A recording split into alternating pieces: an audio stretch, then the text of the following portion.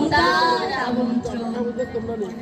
ছবির মতো এই দেশে একবার বেরিয়ে যান। অবশ্য উল্লেখযোগ্য তেমন কোনো মনোহারী স্পট আমাদের নেই, কিন্তু তাতে কিছু আসে যায় না। আপনার স্ফীত সঞ্চয় থেকে উপচে পড়া ডলার, মার্ক কিংবা স্টার্লিংয়ের বিনিময়ে যা পাবেন, ডালাস অথবা মেমফিস অথবা ক্যালিফোর্নিয়া, তার তুলনায় শিশুতোষ। আসুন, ছবির মতো এই দেশে বেরিয়ে যান। রঙের এমন ব্যবহার, বিষয়ের এমন তীব্রতা আপনি কোনো শিল্পীর কাছে পাবেন না। বস্তুত শিল্প মানেই নকল, নয় কি?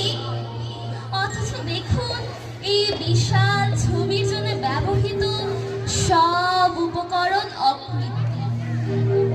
আপনাদের আরো খুলে বলি, এটা অর্থাৎ আমাদের এই দেশ, এবং আমি যার পর্যটন দপ্তরের অন্যতম প্রধান, আপনাদের খুলে বলি, সম্পূর্ণ নতুন একটি ছবির মতো করে সম্প্রতি সাজানো হয়েছে।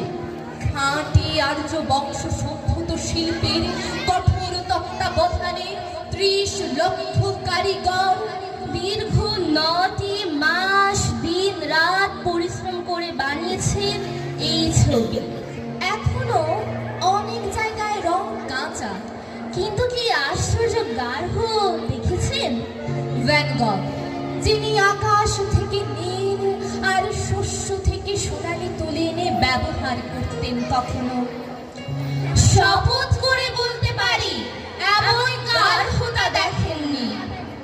আর দেখুন, এই যে নরমুণ্ডের ক্রমাগত ব্যবহার, ওর ভেতরেও একটা গভীর সাজেশন আছে।